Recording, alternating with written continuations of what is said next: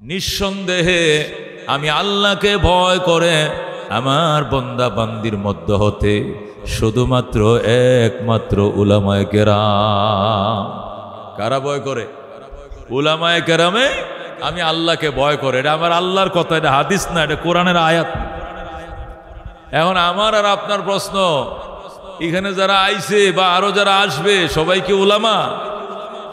হ্যাঁ, 10% আলেম হইলে 90% তো কি আমরা উলামা নই? আমরা সাধারণ জেনারেল শিক্ষিত, অথবা কোনো শিক্ষায় শিখি নাই, মূর্খ, নাহলে জেনারেল শিক্ষিত, নাহলে অন্য কিছু ব্যবসায়ী, সুশীল সমাজের সদস্য।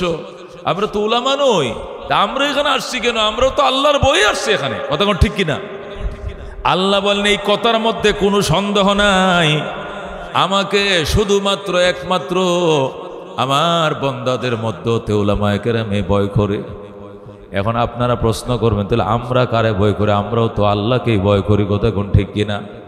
কিন্তু আল্লাহ বলে শুধু উলামায়ে কেরামে আমাকে ভয় করে, আর কেউ নয়। তাহলে এই প্রশ্নের উত্তর কি? আল্লাহ তাআলা বলতেছে আমাকে শুধুমাত্র একমাত্র উলামারাই ভয় করে, আর কেউ ভয় করে না। তো যারা আমরা উলামা নই, আলেম নই, তা আমরা কি আল্লাহকে ভয় করি না? লক্ষ লক্ষ টাকা খরচ করে কুরবানি করি, 5 লাখ 7 লাখ টাকা খরচ করে হজ করি, রমজান মাসে যাকাত দেই, এতিম গরিবরে সাহায্য করে, মসজিদ বানাই, মাদ্রাসা বানাই, সভাপতি সেক্রেটারির দায়িত্ব পালন করি। আমরাও তো আল্লাহর ভয়ে এগুলো করি। তাহলে কেন গো আমার আল্লাহ বললেন শুধু উলামায়ে কেরামে আমাকে ডরায়, আর কেউ ভয় পায় না? কারণটা কি? মুফাসসিরিনে কেরাম লেখেন, এর উত্তর আছে। দুস্থ ভয়, ভয় শব্দটা অনেক জিনিসের মধ্যে প্রয়োগ হয়, কিন্তু সকল ভয়ের কোয়ালিটি এক নয়, সব ভয় এক ধরনের নয়। মানুষ কুকুরকেও ভয় করে, মানুষ মা বাবারেও ভয় করে, মানুষ শিক্ষকেরও ভয় করে, মানুষ সুরকেও ভয় করে, ডাকাতরেও ভয় করে, মানুষ বিষাক্ত সাপরেও ভয় করে, কিন্তু সব কয়টার ভয়ের কোয়ালিটি এক ধরনের নয়, ঠিক কিনা? আচ্ছা, মানুষ কুত্তরে ভয় করে যে কারণে, মা বাবারকে ভয় করে এই কারণে, তো শব্দ তো দুইটাই। আমি কুকুরকে ভয় করি, আমি আমার পিতামাতাকে ভয় করি, আমি আমার টিচারকে ভয় করি, আমি পুলিশ দেখলে ভয় পাই, আমি সাপ দেখলে ভয় পাই, আমি কুত্তা দেখলে ভয় পাই, মা বাবা দেখলে ভয় পাই। তো কুত্তা দেখলে যে কারণে ভয় পায়, মা বাবা দেখলে কি এই কারণে ভয় পায়? তাহলে ভয় খালি হইলে হবে? ভয়ের কোয়ালিটিতে কি বেশ কম আছে না? এই কতক্ষণ আছে কিনা? কুকুরকে ভয় পায় কেন? হায় হায় কাতি মাসে দিন, এই কুকুর কামড় দেওয়া লাগতো না যদি নখ দিয়ে শুধু আসর মারে, আসুরা দেয়। এই নাবির 4 কাছে 14টা ইঞ্জেকশন লাগবো, ভ্যাকসিন লাগবো, নতুবা জলাতঙ্কে রোগে আক্রান্ত হয়ে অকালে মৃত্যুবরণ করতে হবে, কতক্ষণ ঠিক কিনা? এই জন্য যখন শুনছে রেল গেটের পাশে ফাকলা কুকুর আছে, কই যাইস না, অন্য কোথাও যাও, এই রেল গেটের পাশে পাগল কুকুর আছে, এখানে যাবো না, জীবন যাইলে যাক, কুত্তার পাশে যাবো না। এই জন্য কুকুরকে ভয় করে। কিন্তু মা বাবারা কি কুকুরের মতো কামড়ায়, এই জন্য মা বাবারা ভয় করেনি? তা মা বাবার কি জন্য ভয় করে? উনি আমার মা, উনি আমার বাবা, আমার গায়ের চামড়া দিয়ে যদি জুতাও বানায় দেই, আর বলি মা গায়ের চামড়া দিয়ে জুতা বানায় দিছি, জুতা পড়ো, এই জুতা চামড়া, এই চামড়া, এই লেদার খানা, এটা গরুর লেদার নয়, এটা ছাগল বকরি ভেড়ার লেদার নয়, উটের লেদার নয়, এটা তোমার সন্তানের গায়ের লেদার, এটা তোমার সন্তানের বুকের চামড়া, ফিটের চামড়া, এই চামড়া দিয়ে তোমার জুতা বানায় দিছি মা, পরো গো মা, সন্তানের চামড়া দিয়ে বানানো জুতা তুমি পরো। আর মা বাবা যদি এই জুতা পরে, তবু গো 1 ফোঁটা দুধের দাবি আদায় হবে না, কতক্ষণ ঠিক কিনা? বাবা নাই যার, মাও নাই যার সংসারে, বাবা নাই যার, মাও নাই যার সংসারে, দুঃখ কষ্ট দিও না গো কবরে, জোরে কোন আমি। এই জন্য দোস্ত, কুকুরকে যে কারণে ভয় পায়, মা বাবারে ওই কারণে ভয় পায় না, ঠিক কিনা? কিন্তু ভয় শব্দ তো বলে, আমি মা বাবারে ভয় করি, কুকুরকে ভয় করি, পুলিশরে ভয় করি, সুরেরে ভয় করি, ডাকাতরে ভয় করি, পুলিশরে ভয় করি, কুত্তরে ভয় করি, সাপরে ভয় করি। সব ভয়ের কোয়ালিটি কি এক? আল্লাহ আমারও বন্দায় ভয় করে, আমারে পুলিশেও ভয় করে, পাবলিকেও ভয় করে, আলেমেও ভয় করে, জালেমেও ভয় করে, কিন্তু ভয়ের কোয়ালিটি বেশ কম আছে। অরিজিনাল ভয় এটা মৌলবীরা জানে, এই ভয়টা উলামায়ে কেরামে করে। যেরকম সুবহান, কত কিসিমের ভয় আছে। আমার এক ভাই এত বড় দাড়ি রাখছে, 3 চিল্লা দিয়ে,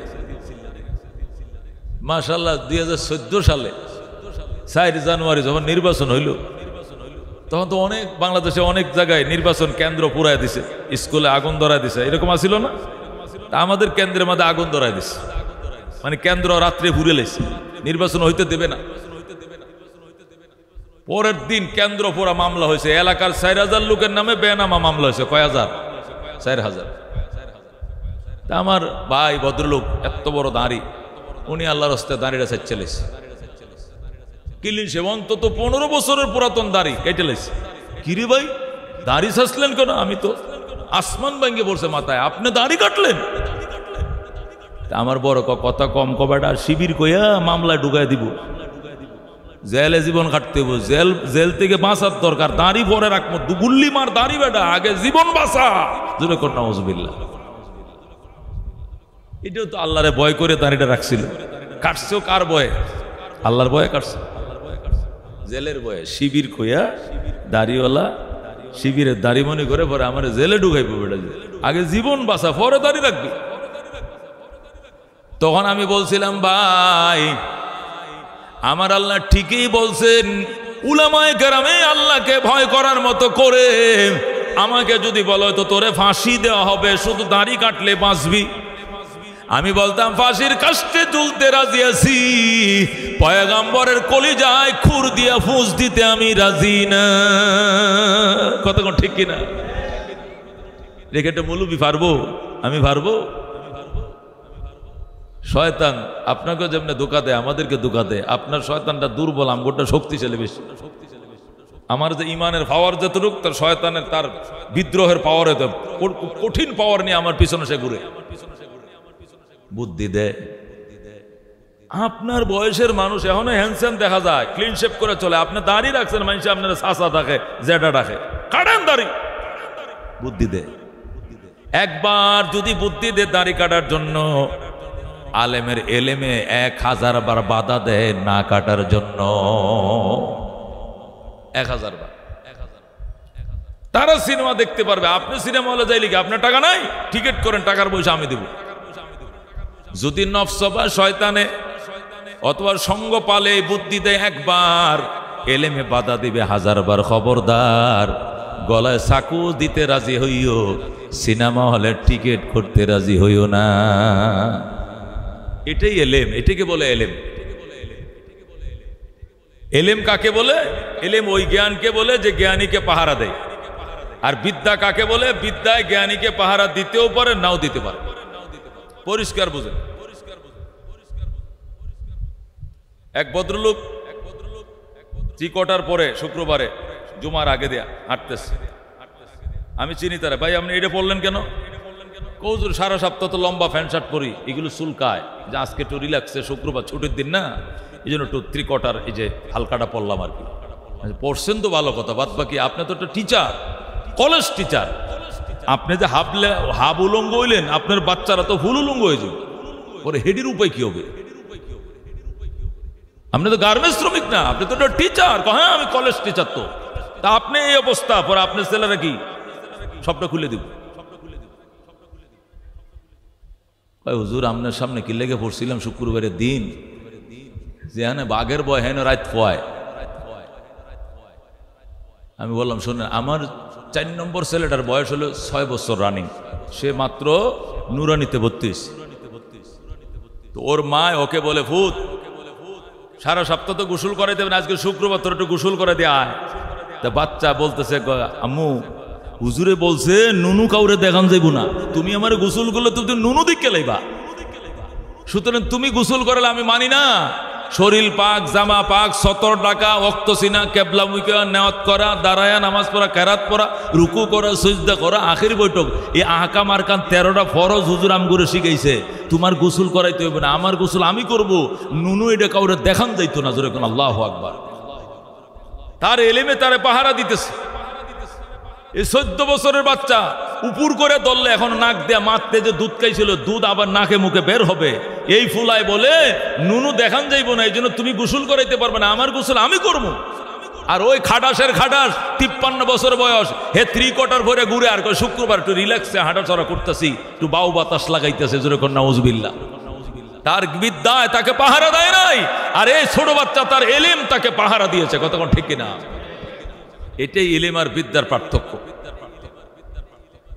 বিদ্যা বলা হয় নজরুল ইসলামে লেখছে, খাইরুল ইসলামে পড়বে, রবি ঠাকুরে লেখছে, কবি ঠাকুরে পড়বে। আমি হব সকাল বেলার পাখি, সবার আগে কুসুম বাগে উঠবো আমি ডাকি, সূর্যি মামা জাগার আগে উঠবো আমি জেগে, হয়নি সকাল ঘুমো এখন মা বলবেন রেখে। এটার জসিমউদ্দিনে লেখছে, করিমউদ্দিনে পড়বে, এটা কয় বিদ্যা। কিন্তু আলহামদুলিল্লাহ রাব্বিল আলামিন আর রহমানির রহিম মালিক ইয়াউমিদ্দিন ইয়াকা না'বুদু ওয়া ইয়াকা নাস্তাঈন। এটা বিদ্যা নয়, এটা এলেম। জোরে কোন সুবহানাল্লাহ। এটা এলেম আর ওটা বিদ্যা এক জিনিসই তো হুজুর। এলেমটারই তো বাংলায় বলে বিদ্যা শিক্ষা না।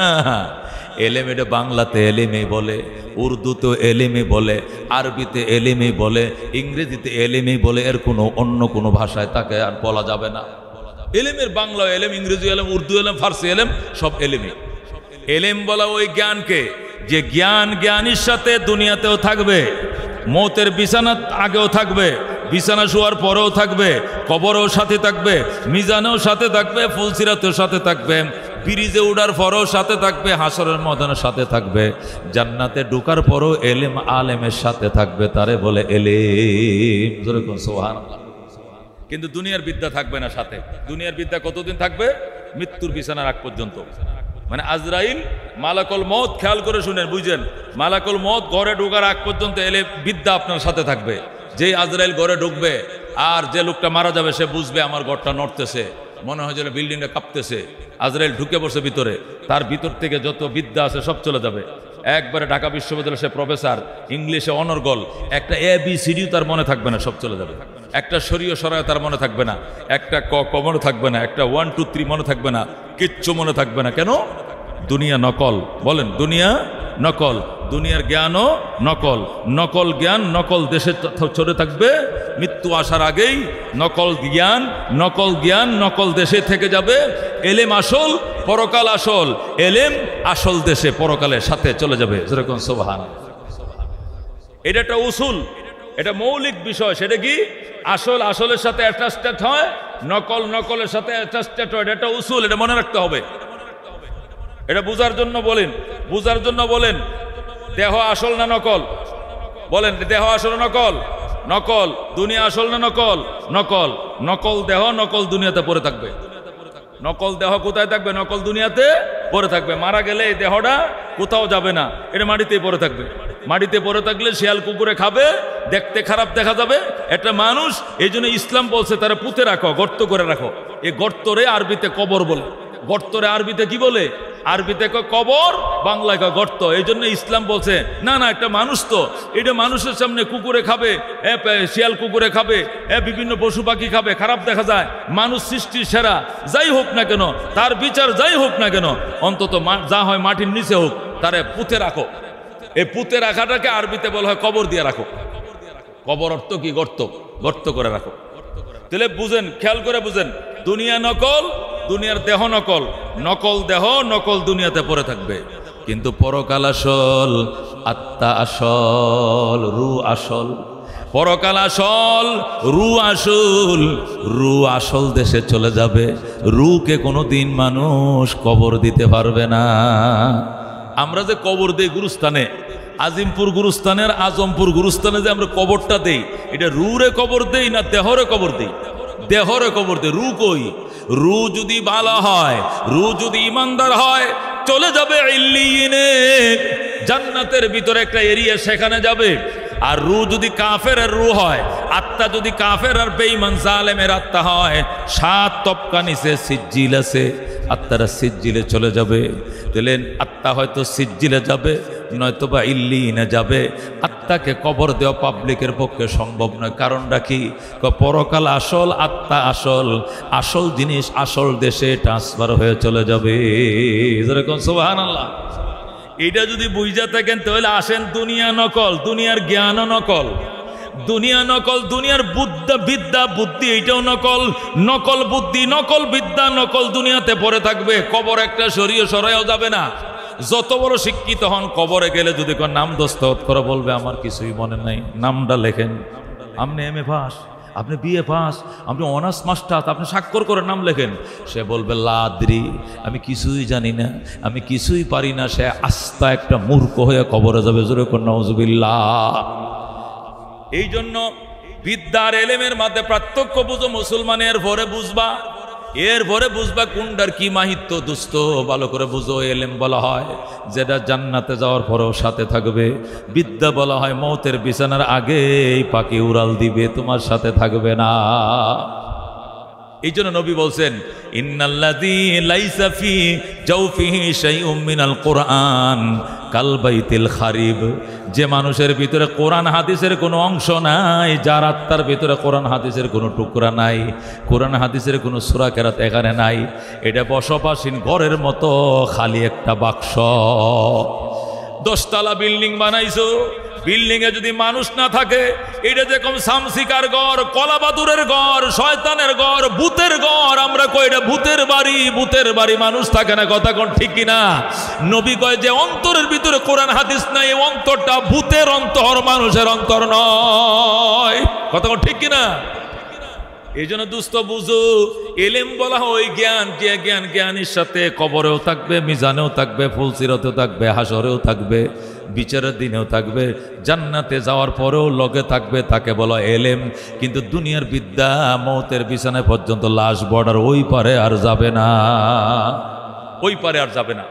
সুতরাং যত বড় উচ্চ শিক্ষিত হন না কেন, একটা অক্ষর কবরে যাবে না, সাথে ওইটুকু যদি যাবে। যে 10টা সূরা শিখা আছে, আলাম তারাটা শিখছি, না তো এনারা শিখছি, আলহামদু সূরাটা জানি, কুল হুয়াল্লাহ জানি, আত্মায়াত জানি, দুরূদ শরীফ জানি, 8-9টা হাদিস জানি, সালাম কালামটা শিখছি।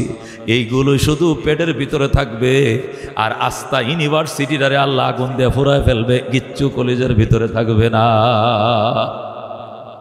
কিচ্ছু থাকবে না। কবরে প্রশ্ন করবে মার রাব্বুকা, বলো তোমার রবের কি নাম? সে বলবে উত্তর দূরের কথা, প্রশ্নই বুঝি না। উত্তর দূরের কথা, আমি প্রশ্নই তো বুঝি না। লা আদরি, হা হা আফসুস, কপাল পুরা আমি কিচ্ছুই বুঝি না। আপনি কি বলছেন আঙ্কেল? বাংলায় বলেন, বাংলায় বলেন। আল্লাহ মাইরি আড্ডি ভাঙ গেলাম, এটা কি এর বাংলায় দেশে? নকল ভাষায় দেশে চলবে না। পরকাল আসল, আরবি আসল, এ আরবি চলবে এই দেশে। যেরকম আল্লাহু আকবার, ওখানে অন্য কোনো ভাষা চলবে না, আরবি। আল্লাহ নবী বলছেন আহিব্বুল আরব আলী সালাস, আরবিকে ভালোবাসো 3 কারণে। লিআন্নি আরবিয়ুন ওয়াল কুরআনু আরবিয়ুন ওয়াল লিসানু আহলিল জান্নাতি ফিল জান্নাতি আরবি। জোরে কোন সুবহানাল্লাহ। নবী কো আরবিকে 3 কারণে ভালোবাসো। আমি নবী আরব দেশের মানুষ, কোরআনের ভাষা আরবি, পরকালের ভাষা জান্নাতের ভাষা হবে আরবি। জোরে কোন সুবহানাল্লাহ। ওই দেশে I am sorry, very very sorry, how are you, কেমন আছেন, আড্ডি ভাঙ্গে লাইব, এনে এগুলো চলবে না, আরবি চলবে। মার রাব্বুকা ওমা দীনুকা ওমান নবিয়ুকা, বলো তোমার ধর্মের কি নাম, বলো তোমার নবীর কি নাম, বলো তোমার রবের কি নাম। এই আরবিতে টকিং হবে, উত্তর দিতে হবে আরবিতে। জোরে কোন সুবহানাল্লাহ। তাহলে আসেন দোস্ত, আমি যে কথাটা বুঝাইতেছিলাম, এলেম বলা হয় যেটা জান্নাতের সাথে যাবে, বিদ্যা বলা হয় মৌতের বিছানা পর্যন্ত যাবে, ওই পারে আর যাবে না। হাদিস শরীফে আছে ইউকালু লি সাহিবিল কোরআন, কোরআনওয়ালাকে জান্নাতের গেইটে বলা হবে ইকরা, পড়ো, ওয়ারতাকি, চড়ো, ওয়ারাত্তিল কামা কুনতা তুরাত্তিলু ফিদ দুনিয়া। আল্লাহ তাআলা আলেমকে জান্নাতের গেইটের মধ্যে দাঁড় করায় বলবেন মৌলভী সাহেব, মৌলভী সাহেব বলবে বলেন জি, পড়েন। কি পড়েন? কোরআন থেকে পড়েন। ও হাফেজে কোরআন পড়স, তাকে বলা হবে ইকরা পড়ো, ওর তাকে চর। একটা আয়াত পড়বা, এক একটা তালায় উঠবা, একটা আয়াত পড়বা, একটা তালায় উঠবা। তোমার তালার গণনা সেখানে শেষ হবে, তোমার আয়াতের গণনা যেখানে শেষ হবে। যেরকম সুবহানাল্লাহ।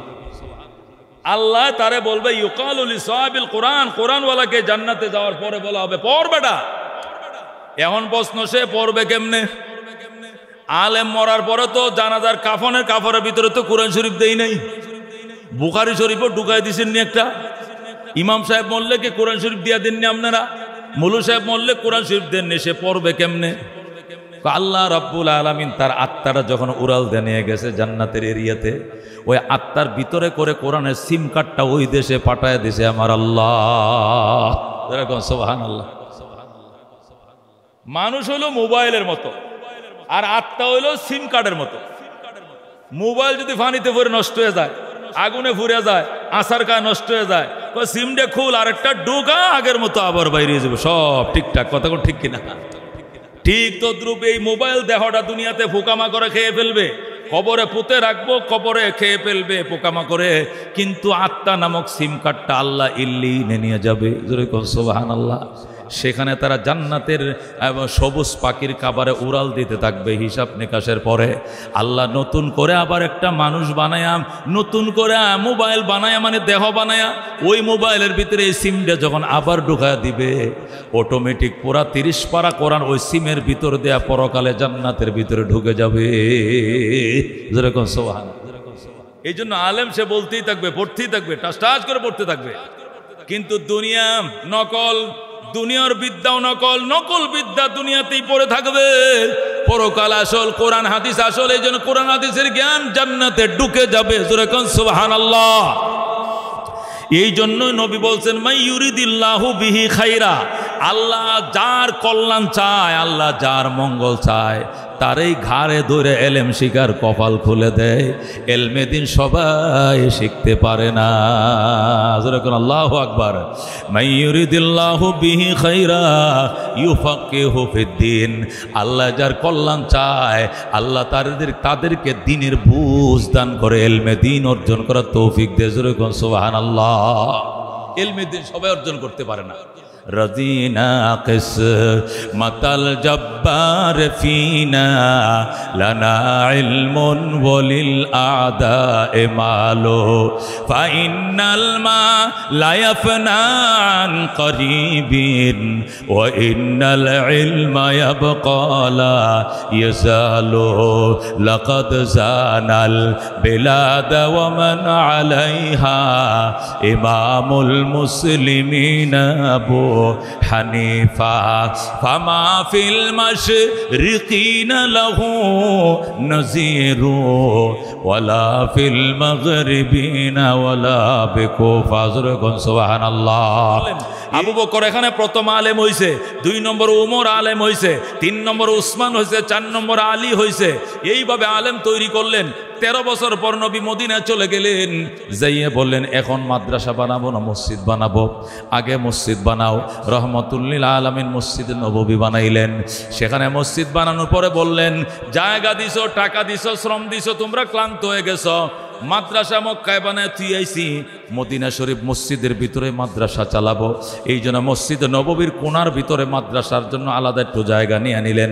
নাম দিলেন দারুস সফা অথবা মাদ্রাসাতুস সফা। 80-82 জন ছাত্র খায়া না খায়া এখানে সব সময় পড়ে থাকতো। এটা নবীর মাদ্রাসা। সুবহানাল্লাহ। এ কওমি মাদ্রাসা প্রথম মক্কা শরীফ হইছে দারে আরকামে, এরপরে মদিনা শরীফ হইছে মাদ্রাসাতুস সুফা। এরপরে নবীর তিরুদান হয়ে যায়, নবী দুনিয়ার থেকে বিদায় নেন।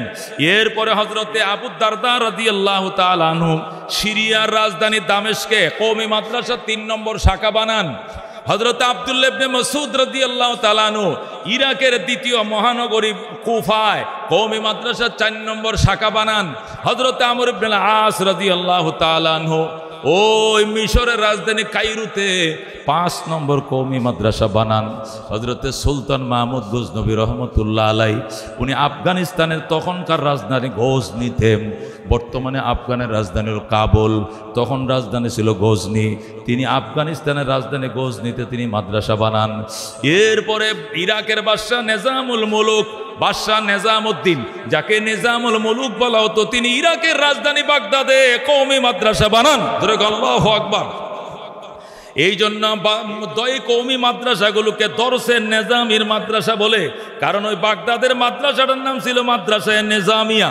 এই জন্য কওমি মাদ্রাসাকে দেওবন্দি মাদ্রাসা বলে, আবার কেউ দরসে নিজামির মাদ্রাসা বলে, দেওবন্দ মাদ্রাসার হিসাবে দেওবন্দি বলে, দরসে নিজামির অনুসারী হিসাবে দরসে নিজামির মাদ্রাসা বলে।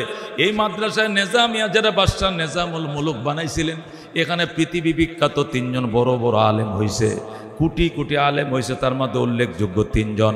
1 নম্বর হলো হুজ্জাতুল ইসলাম ইমাম গাজালি রহমতুল্লাহ আলাই, ওই মাদ্রাসায় নিজামিয়া ছাত্র ছিলেন, বলেন সুবহানাল্লাহ। 2 নম্বর ফারস্য কবি, বিশ্বকবি শেখ সাদি রহমতুল্লাহ আলাই, তিনিও মাদ্রাসা নিজামিয়াত থেকে লেখাপড়া করছেন। আল্লাহু আকবার বলেন। এরপরে 3 নম্বরে পিরানে পীর দস্তগীর মহাপীর বড় পীর মুহিউদ্দিন আব্দুল কাদের জিলানী রহমতুল্লাহ আলাই, তিনিও মাদ্রাসায় নিজামিয়ার ছাত্র ছিলেন। সুবহানাল্লাহ।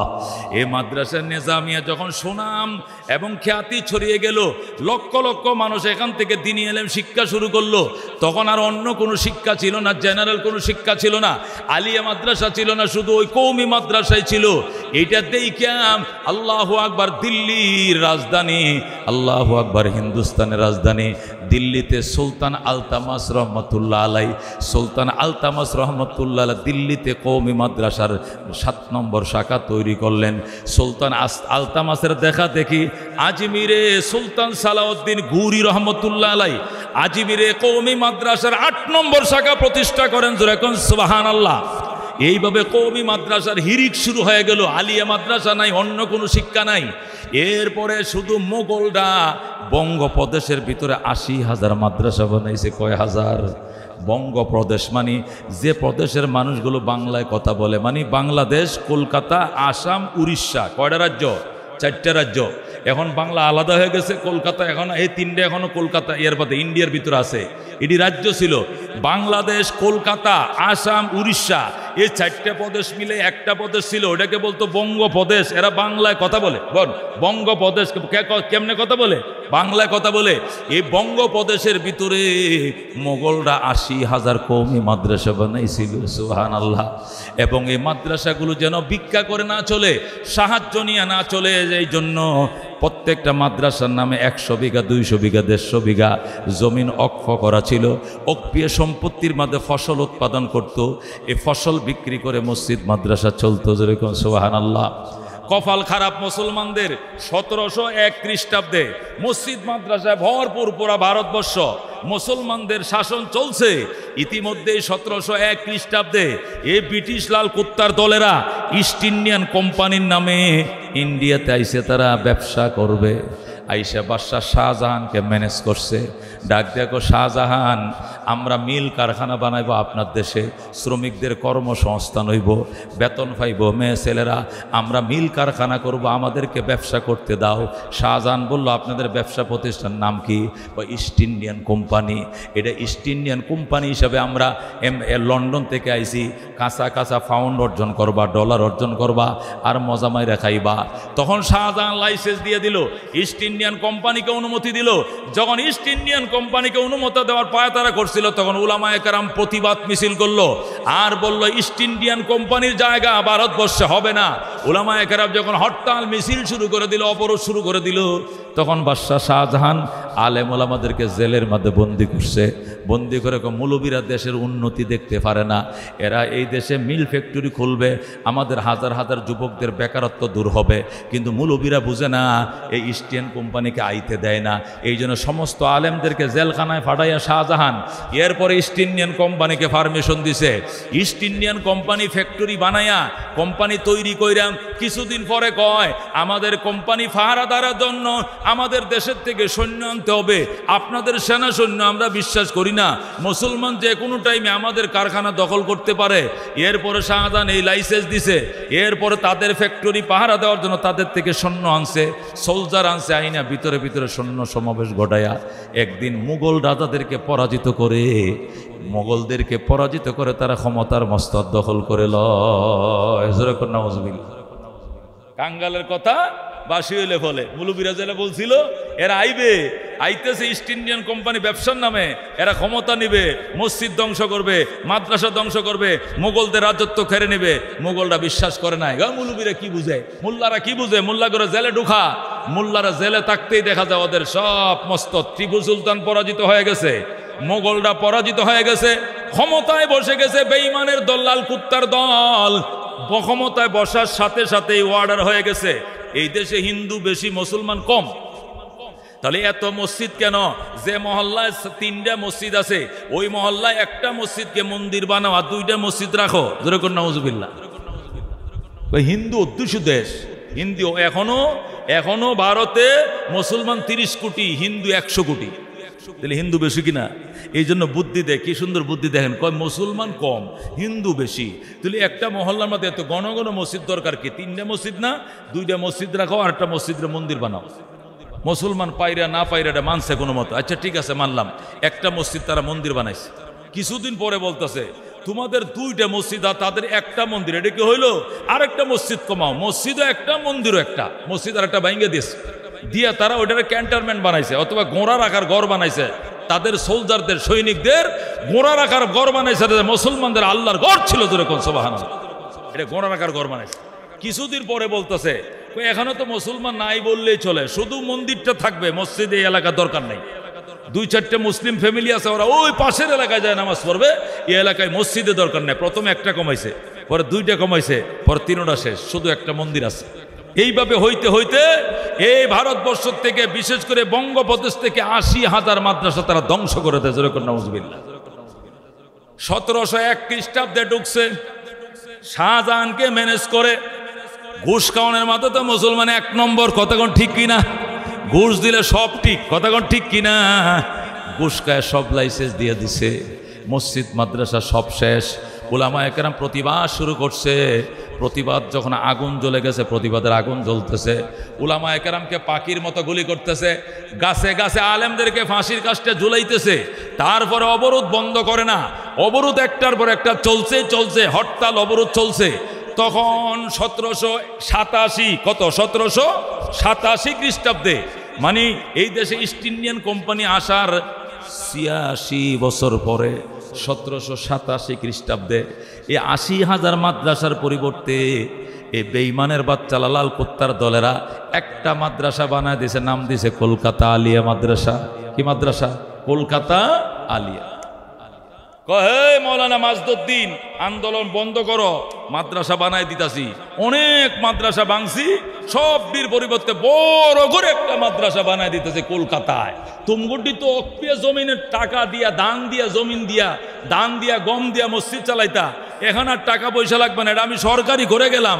যতদিন ভারতবর্ষে সরকার থাকবে এতদিন সরকারি ফান্ড দিয়ে বেতন, সিলেবাস টিলেবাস, বিল্ডিং টিল্ডিং সব সরকারিভাবে হবে, এমন বুদ্ধি দিছে। কিছু মুসলমান কয় মাইনালা খারাপ কি?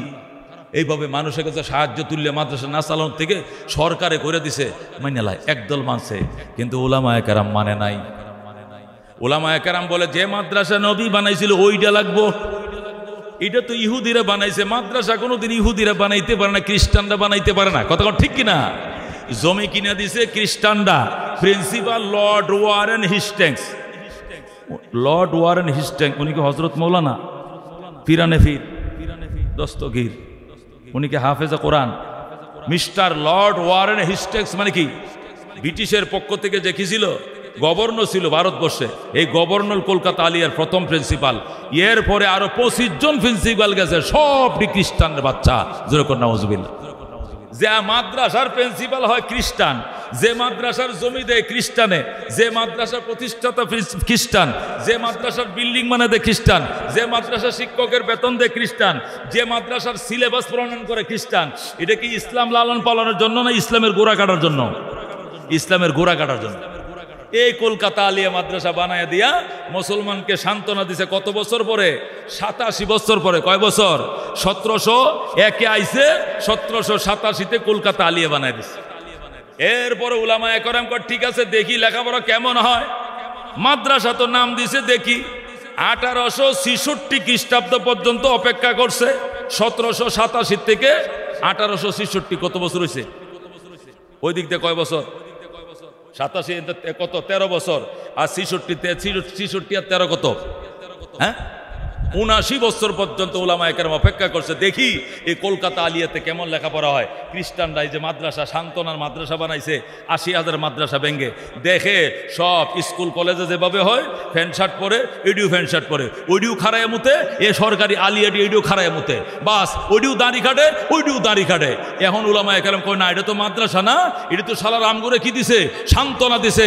ওই মাদ্রাসা মানি না আমরা। ওই দারে আরকামে নবীজি মক্কায় যে মাদ্রাসা বানাইছিলেন, মদিনায় বানাইছিলেন, আবু দারদা বানাইছিলেন, আব্দুল্লাহ ইবনে মাসউদ বানাইছিলেন, আমাদের ওই মাদ্রাসা লাগবে। আমরা ওই সান্ত্বনার মাদ্রাসা মানি না, মানি না, মানি না।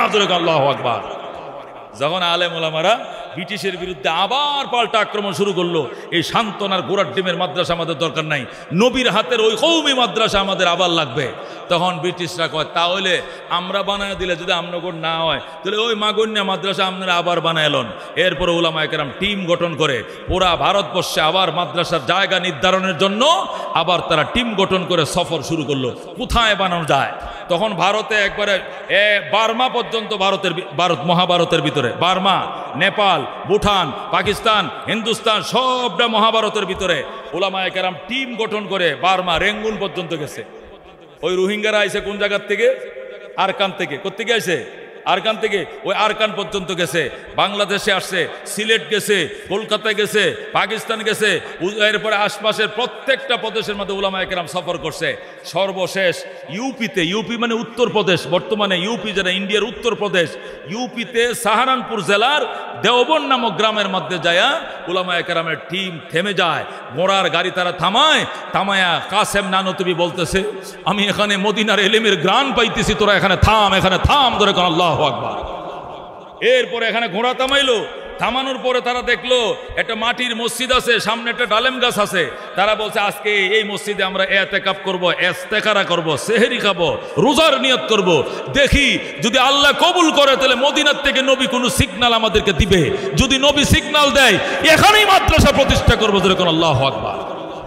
এরপরে কাসেম নানুতুবি রহমতুল্লাহ আলাই, সাব্বির আহমদ উসমানী রহমতুল্লাহ আলাই সহ 7-8 জন বুজুর্গ আলেমের টিম ওই মাঠে মসজিদে রাত্রে শুয়ে পড়ছে। আল্লাহু আকবার। সেহরির টাইমে তারা উঠবে। রাত্রিবেলায় স্বপ্ন দেখে রহমতুল্লিল আলামিন তাদের সামনে হাজির। নবী ডাক দেখো কাসেম আয়, কাসেম নানুতুবি আয়, ঘুমাইস না। কাসেম নানুতুবিরে বাম হাতে ধরছে, ধরে কো আমার সাথে আয়। নবী ডান হাতে লাঠি দিয়ে এইভাবে টান দিছে, দাগ দিছে। কয় সকালবেলা আমার লাঠির দাগ যতটুকু এলাকাতে পাবি এতটা এরিয়াকে দেওবন্দ মাদ্রাসার প্রাচীর নির্মাণ করবি। আল্লাহু আকবার। দোস্ত সকালবেলায় উলামায়ে কেরাম ঘুম থেকে উঠছে, উইটা কি দেখলাম? কাসেম নানুতুবি একটা সুন্দর স্বপ্ন দেখছি। আল্লাহু আকবার। কি দেখছো দোস্ত? এই দেখছি। আমিও তো এইটাই দেখছি। আল্লাহ। উনি আমিও তো এইটাই দেখছি। উনি আমি 7 জনে সবাই একে স্বপ্ন দেখছে। সুবহানাল্লাহ। এবার ডাক দেখো আয় আয়, যদি সত্যই স্বপ্ন দেখা থাকে নবী আমার তাহলে দাগটা আমরা খুঁজে পাবো, আয়। এরপরে তারা বাইর হয়েছে, বাইর হয়ে দেখে লাঙ্গল দিয়া দাগ দিলে যেরকম মাটির খোদাই করা দাগ থাকে, রেক থাকে কিনা? গ্রাম দেশে দেখেন না লাঙ্গল দেয়া কান দেয়, পরে এটার মধ্যে গুলালু লাগায়, লাগায় কিনা? আল্লাহু আকবার। লাঙ্গল দেয়া রেক দিলে যেরকম রেগের চিহ্ন পাওয়া যায়, নবীজির লাঠির দাগে এরকম চিহ্ন পড়ে গেছে দেওবন্দ এলাকায়। আল্লাহু আকবার। এরপরে ওইটাতেই তারা বাউন্ডারি নির্ণয় করে ওই যে দেওবন্দ মাদ্রাসা ওহির মাধ্যমে আল্লাহ রাব্বুল আলামিনের বন্ধুর ইশারার মাধ্যমে যে মাদ্রাসা বানাইছিল, নবী বলছেন ওই যে মাদ্রাসা আমি দারে আরকামে বানাইছিলাম, যে মাদ্রাসা মসজিদে নববী বানাইছিলাম, এটা 200 বছর বেঈমানরা বন্ধ রাখছিল, আমি আবার আনুষ্ঠানিকভাবে উদ্বোধন করলাম, আবার কওমি মাদ্রাসার উদ্বোধন করলাম। এখান থেকে আবার কওমি মাদ্রাসা চলছে, চলবে। সুবহানাল্লাহ। এই যে দেওবন্দ মাদ্রাসা হইল, দেওবন্দ থেকে পড়ালেখা করে আসে হাটাজারি বানাইছে চিটাগাং, হাটাজারির থেকে পড়ালেখা করে লালবাগ বানাইছে, লালবাগ থেকে ফরিদাবাদ, ফরিদাবাদ থেকে বারিদারা, বারিদারার থেকে বাংলাদেশে বর্তমানে 80,000 মাদ্রাসা, আবার 80,000। যেরকম আল্লাহু আকবার। ব্রিটিশরা ভাঙছিল 80,000, আবার বানাইছি 80,000। 85 লক্ষ আলেম আছে, 24 লক্ষ কোরআনের হাফেজ আছে বাংলাদেশে। যেরকম সুবহানাল্লাহ। 85 লাখ আলেম আছে, 80,000 মাদ্রাসা ভাঙছে, আমরা গুণ্য 80,000 আবার বানাইছি, আবার বানাইছি। 85 লক্ষ আলেম আছে, 24 লক্ষ শুধু কোরআনের হাফেজ আছে। যেরকম সুবহানাল্লাহ। এই ইতিহাস কেন বললাম? সঠিক ইতিহাস, একেবারে স্বর্ণাক্ষরে লেখা ইতিহাস।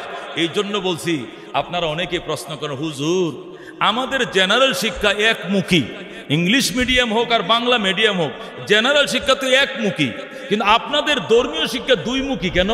কিছু সরকারি আলিয়া মাদ্রাসা, আলেম দাখিল ফাজেল কামেল, কিছু আবার কওমি মাদ্রাসা, হেডি আবার সরকারে বেতন দেয়, এডি আবার আমরা সাহায্য চালাইতে হয়। আমাদের শিক্ষা একমুখী, আপনাদের শিক্ষা দুইমুখী কেন? এটা প্রশ্ন হয় কিনা? এটা হইতেই পারে স্বাভাবিক। আলিয়া ফাজেল কামেল দাখিল আলেম পাশ করলে সরকারে বেতন দিতে, সরকারে চাকরি পাইতেছে, বাড়ি ভাড়া, বাসা ভাড়া, মেডিকেল সব কিছু তারা পাইতেছে। আপনারা হেডে করতেন না, আপনারা আবার আলাদা মাদ্রাসা বানাইছেন কেন?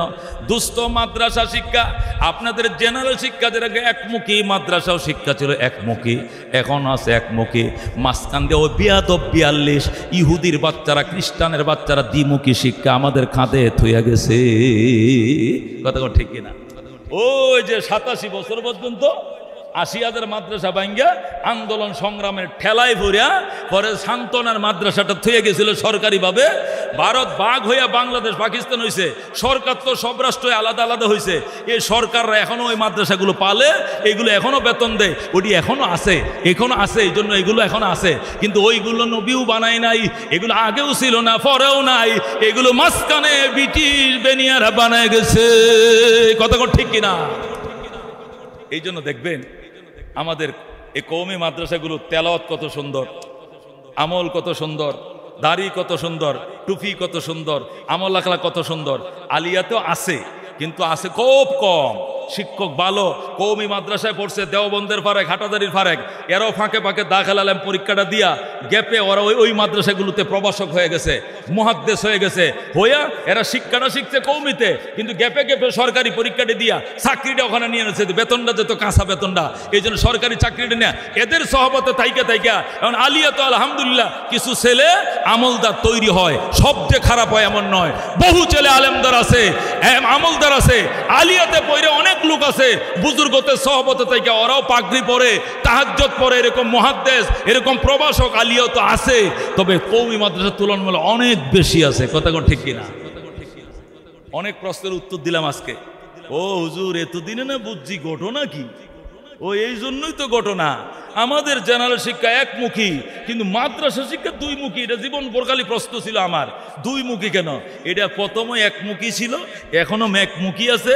মাঝখান দিয়ে 1701 থেকে নিয়ে 1866 পর্যন্ত 166 বছরের জন্য ইহুদি লাল কুত্তার দলেরা, এই ব্রিটিশ বেনিয়ারা, ইস্ট ইন্ডিয়ান কোম্পানির মালিকেরা, লর্ড ওয়ারেন হেস্টিংসের নেতৃত্বে মাঝখানে এই সরকারি মাদ্রাসা আমাদের মাথায় ছড়ায় থইয়া যায়।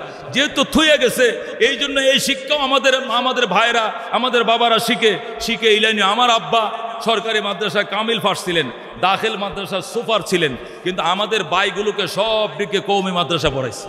একটার শুধু আলিয়াতে পড়াইছে, কয় একটার আলিয়াতে দিলাম, যেহেতু আমি পড়ছি, আর বাকি সব দিন হাটাজারি পাঠাইছে। হ্যাঁ না, যা হাটাজারি যা, মুফতি হ, মুহাদ্দিস হ। আমরা তিনজন তো ঢাকায় থাকি, বড় বড় মুহাদ্দিস। আব্বারে মানুষ জিজ্ঞাসা করে, স্যার আমনে পড়ছেন আলিয়া মাদ্রাসায়, আর ফুলাবান সবটি পড়ে তো কওমি মাদ্রাসার, কারণটা কি? বাজান আমি পড়ছি তো পড়ছি, এই বলে কি আমার ছেলেদেরকে পড়াইতে হবে? আমল আখলাক, এলেম জ্ঞানের গভীরতা, কোরআন সুন্নাহর গভীরতা আলিয়ার তুলনায় কওমিতে অনেক বেশি, অনেক বেশি, অনেক বেশি। যেরকম আল্লাহু আকবার। এই জন্য আমার বাবা কামেল ফাস থাকা সত্ত্বেও আমাকে কামেলে পড়াই না, আমার হাটাদারি পাঠাইছে, মেকল পাঠাইছে, আমার ভাই আরেকটা মেকল পাঠাইছে, আরেকটাকে মেকল হাটাদারি পাঠাইছে। আমরা দেওবন্দি নেশাবে লেখাপড়া করছি, আমার বাবা সরকারি আলিয়া মাদ্রাসার সুপার ছিল, শেষে আইসা হাই স্কুলের মৌলবি টিচার ছিল, সরকারি প্রতিষ্ঠানে সারা জীবন চাকরি করছে, কিন্তু আমাদেরকে কওমিতে পড়াইছে। সুবহানাল্লাহ। ও দোস্ত বলতেছিলাম, এই মাদ্রাসাগুলো দুনিয়া বাংলাদেশে আছে, এই জন্য বিশ্ব ইজতেমা বাংলাদেশে হয়, কথা কোন ঠিক কিনা? এই কম মাদ্রাসাগুলো বাংলাদেশে আছে, এই জন্য করোনা একদিনে 3 জন মারা যায়। পাশের রাষ্ট্র ইন্ডিয়াতে মারা গেছে 11,000, বাংলাদেশে 11 জনও মারা যায় না একদিনে, কথা কোন ঠিক কিনা? ইটালির মতো দেশে একদিনে 12,000 13,000 লোক মারা গেছে করোনায়। আমেরিকার মধ্যে 15,000 16,000 একদিনে। দিল্লিতে কলকাতায় হাজার হাজার মানুষ মারা গেছে। হিন্দুগুলোকে সৎকার করতে এরা ক্লান্ত হয়ে গেছে, মুসলমানদেরকে দাফন করতে ক্লান্ত হয়ে গেছে।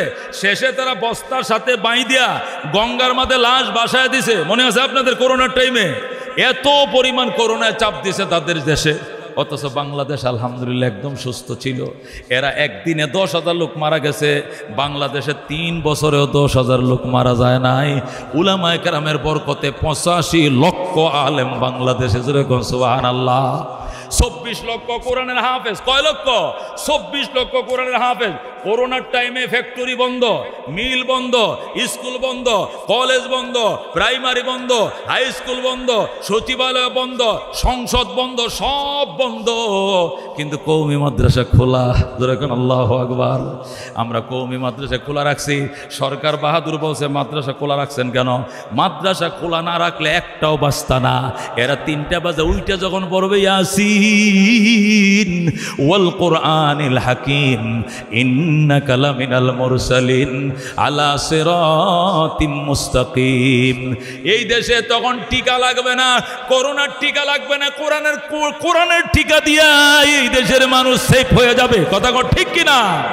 এই জন্য আমরা শুধু থাকি নাই, মাদ্রাসা খোলা রাখছি, আবার আলেমদেরকে দিয়ে আমরা টিম গঠন করছি। কি টিম করছি? 10 জন 12 জনে। ওই যে প্লাস্টিক যে ছিল কি পড়া থাকতো, টিম গঠন করে প্রত্যেকটা মেডিকেলের সামনে 15-20 জন করে আমরা আলেম ছিলাম। একটা লাশ মারা গেছে, মারা যাওয়ার পরে তার বাপও আয় না, সামনে মাও আসে না, ছেলে মেয়ে আসে না, আইলে করোনা হয়ে যাইব, আইলে কোয়ারেন্টাইনে ঢুকাইব, কেউ আসতো না। আমরা যাইতাম, গোসল করাইতাম, দাফন করাইতাম, জানাজা পড়াইতাম, দাফন করতাম। আমরা যদি কোয়ারেন্টাইন মাদ্রাসা খোলা না রাখতাম, অনেক লাশ কুত্তায় কামড়াইতো, দাফন করার মতো কোনো মানুষ থাকতো না। কথা ঠিক কিনা? ও দোস্ত, এই জন্য দেওবন্দি উলামায়ে কেরাম সত্যের পক্ষে সব সময়, দেশের পক্ষে সব সময়, জাতির পক্ষে সব সময় ছিল, আছে, থাকবে। কথা ঠিক কিনা? এরা আছে দোস্ত। একটা কোরআনের হাফেজ নবী বলেন যে আল্লাহর কোরআন পড়লো, হালাল হারাম মেনে চললো, আল্লাহ তাকে জান্নাত দিবেন। সে জান্নাতে যাবে না, দাঁড়ায় থাকবে। আল্লাহ বলবেন দাঁড়ায় রইছো কেন? আমার আম্মাই কই, আমার আব্বাই কই? আল্লাহ বলবেন ফেরেশতারা রে, এর 10টা টিকিট দে আরো অতিরিক্ত, যাকে খুশি তাকে লইয়া সে জান্নাতে যাবে। বইলে একটা টিকিট দিবে, সে ছেলেটা স্তব্ধ হয়ে যাবে। আল্লাহ আমাকে এক টিকিট দিলেন মানে কি? জান্নাতে যাও, যাও। সে যাবে না। আমার মা কই, আমার বাবাই কই, আমার শ্বশুর শাশুড়ি কই? আমি ওনাদেরকে না নিয়ে যাবো না। আল্লাহ বলে আরো 10টা টিকিট দে। ওয়াশাফাহু ফি আশারাতিম মিন আহলি বাইতিহি কুল্লুহুম কাদ ওয়াজাবাত লাহুন নার। নবীকে আরো 10টা লোকরে সুপারিশের পারমিশন দিবে যাদের সকলের উপর জাহান্নাম ওয়াজিব ছিল। এই 10টা সহ নিজে 11 জন এক ধাক্কা জান্নাতের ঢুকবে, কেউ ফিরাইতে পারবে না। আল্লাহু আকবার। রাজিনা কিসমাতাল জব্বার ফিনা লানা ইলমুন ওয়ালিল আদাই মালু ফাইনাল মা লা ইয়াফনা আন করিবিন ওয়া ইন্নাল ইলমা ইয়াবকা লা ইয়াজালু লাকাদ জানাল বিলাদ ওয়া মান আলাইহা ইমামুল মুসলিমিন আবু হানিফা। যখন মারহাবা। এই জন্য দোস্ত আল্লাহ নবীর ফ্যামিলি মেম্বার 5 জন। কয়জন? 1 নম্বরে নবী নিজে, 2 নম্বর নবীর জামাই আলী, 3 নম্বর নবীর জি ফাতেমা, 4 নম্বরে বড় নাতি হাসান, 5 নম্বরে ছোট নাতি হুসাইন। নবী, আলী, ফাতেমা, হাসান, হুসাইন, নবীর ফ্যামিলি মেম্বার কয়জন? যেরকম কয়জন? এই 5 জন ফ্যামিলি মেম্বারের নামে 5 জন আল্লাহর বান্দা চাই। এই মাদ্রাসার প্রিন্সিপাল, সহকারী প্রিন্সিপাল, অধিকাংশ শিক্ষক আমার ছাত্র। সুবহানাল্লাহ কোন, আলহামদুলিল্লাহ কোন। এটা গর্ব। আজকে তো প্রিন্সিপাল হয়েছে না, আরো 15 বছর আগের থেকে আমার কাছে বসছে না, হলো আরো 18 বছর আগে। 27 বছর বন্ধ পড়াই, হাদিস পড়াই। অধিকাংশ পোলা পানে আমি এদের তো নাম ধরে আমি তো টিচার, হে প্রিন্সিপাল হলে আমার কি? আমার তো ছাত্র। এত বড় মাদ্রাসা, মহিলা শাখা, পুরুষ শাখা চালাইতেছে দক্ষতার সাথে মুফতি আব্দুল জব্বার, আমার হাতে গড়া ছাত্র। এই হাতে গড়া যেরকম, আলহামদুলিল্লাহ।